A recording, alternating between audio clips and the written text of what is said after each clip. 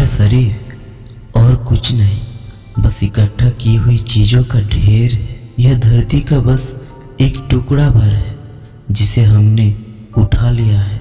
हमने अपने शरीर के रूप में जो कुछ भी उठाया है उसका हर एक कण, हर एक परमाणु हमें एक एक करके यही छोड़ना होगा। जब हम मन के बारे में बात करते हैं तो मृत्यु की प्रक्रिया में विवेक करने वाली बुद्धि भी यही छूट जाती है। यह सारी जानकारी जो इकट्ठा की गई है, सूक्ष्म शरीर, सूक्ष्म मन और वह जानकारियाँ जिसे कर्म कहा जाता है, यानी हमारा सॉफ्टवेयर, ये सब ऐसे ही बनी रहती है, पर विवेक बुद्धि चली जाती है। मान लीजिए कि आप कहीं पढ़ते हैं कि शेयर बाजार में मंदी है और आप सोचते हैं कि आपका बहुत नुकसान हो गया है। फिर भी अगर आपके पास पर्याप्त विवेक बुद्धि और समझ हो तो आप सोचेंगे, ठीक है, मेरा इतना चला गया है, पर अभी भी मेरे पास इतना तो है, आज मुझे खुश रहना चाहिए। तो आप अपने आप को किसी और चीज़ों में व्यस्त कर लेते हैं और खुश रहते हैं। अगर आपकी यह विवेक बुद्धि चली जाए तो आप मजबूरी में अवसाद या डिप्रेशन की स्थिति में आ जाएंगे। फिर जिस भी प्रकार की आपकी गुणवत्ता है उसके रुझानों के हिसाब से ही आप व्यवहार करेंगे। जब कोई अपना शरीर छोड़ता है तो उसकी विवेक बुद्धि चली जाती है। उसके बाद आप सिर्फ अपने उन रुझानों के हिसाब से काम करते हैं जिस हिसाब से आपका सूक्ष्म शरीर और सूक्ष्म मन आपको चलाते हैं, और ये उस सॉफ्टवेयर पर निर्भर करता है जो आपके अंदर मौजूद है। क्योंकि अब ना तो विवेक बुद्धि रहती है और ना ही कोई व्यवहारिक ज्ञान। तो जिसका शरीर छूट गया है उसके मन में अगर आप सुखद अवस्था की एक बूंद भी डाल दे तो यह सुखद अवस्था लाखों गुना बढ़ जाती है। ऐसे ही अगर आप उसके मन में दुखद अवस्था की एक बूंद डालते हैं तो दुखद अवस्था भी लाखों गुना बढ़ जाती है। ये थोड़ा सा वैसा ही है जैसा छोटे बच्चे के साथ होता है। वे खेलने निकल जाते हैं तो जब तक इतने थक कर चूर नहीं हो जाते कि आगे खेल ना पाए तब तक खेलते रहते हैं, क्योंकि ये व्यवहारिक ज्ञान उनमें नहीं होता कि कब रुकना चाहिए। मृत्यु के बाद व्यवहारिक ज्ञान पूरी तरह से गायब हो जाता है। एक बच्चे में जितना व्यवहारिक ज्ञान रहता है उतना भी नहीं रहता है। तो तब आप मन में जो भी गुण डालते हैं वो लाखों गुना बढ़ जाता है। इसी अवस्था को स्वर्ग और नर्क कहा जाता है। अगर आप अस्तित्व की सुखद अवस्था में जाते हैं तो हम इसे स्वर्ग कहते हैं। अगर आप अस्तित्व की दुखद अवस्था में जाते हैं तो हम इसे नर्क कहते हैं। ये दोनों कोई भौगोलिक स्थान नहीं है, बल्कि अनुभव के स्तर की वास्तविकताएं हैं जिनमें से होकर वह जीव गुजर रहा है जिसने अभी ही अपना शरीर छोड़ा है। ऐसी बहुत सी क्रियाएं हैं जिनसे आप किसी तरह से उस बिना व्यवहारिक ज्ञान वाले मन में सुखद अवस्था की मधुरता की एक बूंद डाल दे। बहुत सी क्रियाएं हैं जिनसे आप किसी तरह से उस बिना व्यवहारिक ज्ञान वाले मन में सुखद अवस्था की मधुरता की एक बूंद डाल दे जो लाखों गुना बढ़ जाए और वो जीव सूक्ष्म शरीर खुद के बनाए हुए स्वर्ग में रह सके। मृत्यु के बाद की क्रियाओं के पीछे का मूल विचार यही है। ऐसा भी क्रियाएं होती है जिनसे मृत व्यक्ति की अगली यात्रा पर कम से कम कुछ असर डाला जा सके। इसी आधार पर सारी मृत्यु क्रियाएं बनी है। जब कोई मर जाता है तो पहला काम जो पारंपरिक रूप से लोग करते हैं वह है मृत शरीर के दोनों पैरों के अंगूठे को एक साथ बांध देना। यह बहुत महत्वपूर्ण है क्योंकि इससे मूलाधार को कुछ इस तरह से सख्त कर दिया जाता है कि उस जीवन को वहां से शरीर के अंदर फिर से प्रवेश न मिले। जो जीवन इस जागरूकता के साथ नहीं जिया है कि मैं यह शरीर नहीं हूँ, वो जीवन शरीर के किसी भी खुले भाग में से होकर फिर से शरीर के अंदर जाने की कोशिश करेगा, खास तौर पर मूलाधार से होकर।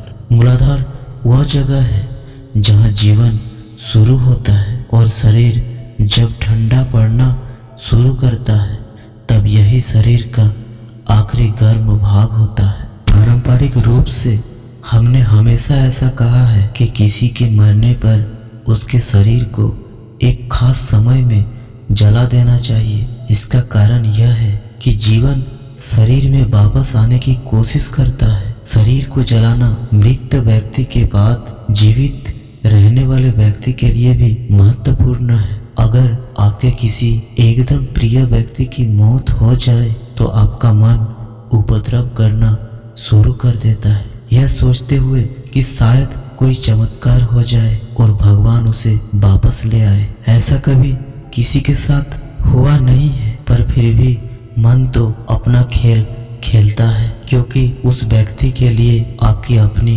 भावनाएं हैं। इसी तरह से जिस जीवन ने अपना शरीर छोड़ दिया है, उसे भी लगता है कि वह शरीर में वापस आ सकता है। अगर आप इस नाटक को रोकना चाहते हैं तो 1.5 घंटे के अंदर ही मृत शरीर को जला देना चाहिए। आजकल लोगों ने इस समय को 4 घंटे तक यह सुनिश्चित करने के लिए बढ़ा दिया है कि वह वास्तव में मर गया है, पर शरीर को जितना जल्दी हो सके ले जाना चाहिए। किसानों के बहुत से समाजों में मृत शरीर को दफनाने की परंपरा है, क्योंकि वे ऐसा मानते थे कि उनके पूर्वजों के शरीर जिस मिट्टी में से आए थे उन्हें उसी मिट्टी में वापस जाना चाहिए जिसने उसका पोषण किया था। आजकल तो अपना खाना स्टोर्स में से खरीदते हैं तो पता ही नहीं कि ये आता कहाँ से। तो अब दफनाने की विधि करना ठीक नहीं है। पुराने समय में जब वे मृत शरीर को अपनी ही जमीन में दफनाते थे तो शरीरों पर नमक और हल्दी लगा देते थे, जिससे वे जल्दी ही मिट्टी में मिल जाए। शरीर को जलाना इसलिए भी बेहतर है क्योंकि इससे पूरा मामला ही खत्म हो जाता है। आपने देखा होगा जब किसी परिवार में किसी की मौत हो जाती है तो लोग रोते चिल्लाते रहते हैं, पर जैसे ही शरीर का अग्नि संस्कार हो जाता है वे शांत हो जाते हैं, क्योंकि अचानक ही सबको यह सच समझ में आ जाता है कि अब सब कुछ खत्म हो चुका है। यह न सिर्फ पीछे रह जाने वाले के लिए ठीक है बल्कि उस जीव के लिए भी ठीक है जिसने अभी अभी शरीर छोड़ा है, क्योंकि जब तक शरीर था उसे लगता था कि वह वापस आ सकता है, पर अब कोई संभावना नहीं बचती। मृत्यु के बाद की क्रियाएं सिर्फ मृत व्यक्ति को उसकी आगे की यात्रा में मदद देने के लिए ही नहीं है, बल्कि ये पीछे छूट गए लोगों के लिए भी है, क्योंकि वह अगर अपने पीछे बहुत से अशांत दुखी जीवों को छोड़ गया हो तो उनका जीवन भी अच्छा नहीं रहेगा। ऐसा नहीं है कि उन्हें भूत आकर पकड़ेगा, पर इसका असर वातावरण पर पड़ता है। जो रह गए हैं उन पर ये मानसिक ढंग से असर डालेगा। आसपास के क्षेत्र में जीवन की क्वालिटी पर भी इसका असर होगा। यही वजह है कि दुनिया के सभी संस्कृतियों में मृत व्यक्तियों के लिए अपनी अपनी खास ढंग की क्रियाएं हैं। संन्यास रूप से ये पीछे रह गए नज़दीकी प्रिय व्यक्तियों के कुछ खास मानसिकता मामलों को ठीक करने के लिए है। किसी न किसी ढंग से इनमें कुछ सार्थकता भी है और कुछ विज्ञान भी, पर शायद दूसरी किसी संस्कृति में इतनी विस्तृत क्रियाएं नहीं हैं जितनी भारतीय संस्कृति में है। जितनी समझ और गहराई से भारतीय संस्कृति ने मृत्यु पर ध्यान दिया है उतना किसी और संस्कृति में नहीं दिया है। जैसे ही मृत्यु होती है वहीं से लेकर बल्कि उससे पहले से भी ऐसी पूरी प्रणालियां हैं जिनसे कोई व्यक्ति सबसे ज़्यादा फायदेमंद तरीके से संसार छोड़ सके।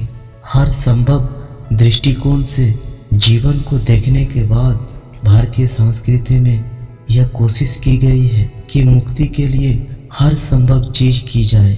अगर मृत्यु होने वाली है तो उसका उपयोग भी किसी तरह से मुक्ति के लिए करना चाहते हैं। तो उन्होंने मर रहे व्यक्ति और मरे हुए व्यक्ति दोनों के लिए शक्तिशाली क्रियाएं बनाई हैं। अब तो ये क्रियाएं और ज़्यादा महत्वपूर्ण हो गई है क्योंकि धरती पर लगभग हर व्यक्ति बिना जागरूकता के जीवन की यांत्रिका व्यवस्था के बारे में बिना किसी समझ के मरने लगा है। पुराने दिनों में ज़्यादातर लोग संक्रमण और रोगों से मरते थे, तो उनके लिए शरीर से परे का विज्ञान बनाया गया। जब वे शरीर में थे तो शायद घर के लोगों को पता ही नहीं चलता था कि उन्हें बीमारी क्या थी या उन्हें सही इलाज ही नहीं मिलता था। वे किसी और कारण से मर जाते थे, तो कम से कम मरने के बाद लोग उन्हें इस तरह से मदद करना चाहते थे जिससे वे ज़्यादा देर तक इधर उधर न भटके और जल्दी ही उनका प्रलय, उनका विलय या विसर्जन हो जाए। इसी तरह से अंतिम संस्कार के पीछे का सारा विज्ञान विकसित हुआ। दुर्भाग्य से अब ये सब अर्थहीन क्रियाएं बनकर रह गया है क्योंकि लोगों के पास जरूरी समझ या काबिलियत ही नहीं है। अगर हम मृत लोगों पर ठीक से ध्यान नहीं देते तो उस समाज के किशोरावस्था के बच्चों को बहुत परेशानी होती है। शरीर छोड़ चुके जीव जो पहला काम करते हैं वो है किसी किशोर उम्र के लड़के या लड़की की तरफ जाना, क्योंकि वे सबसे ज़्यादा असुरक्षित और आसान जीव होते हैं। किशोरावस्था को आप पिघलते धातुओं जैसे अवस्था का मानवीय रूप कह सकते हैं, जब सिर्फ शारीरिक रूप से ही नहीं बल्कि हर तरह से जब विकास और बदलाव तेजी से हो रहे होते हैं। तो ऐसी अवस्था में जीवन बहुत जल्दी किसी भी तरह के असर में आ जाता है। अगर उनके आसपास कोई सकारात्मक या नकारात्मक ऊर्जा हो तो उसे किशोर उम्र के बच्चे सबसे जल्दी सोख लेते हैं। किशोर उम्र में लड़कों की तुलना में लड़कियां और ज्यादा आसानी से इस तरह की बातों की चपेट में आ जाती है, पर किशोर अवस्था के पहले बच्चे, खास तौर पर 8 से 10 साल तक की उम्र के बच्चे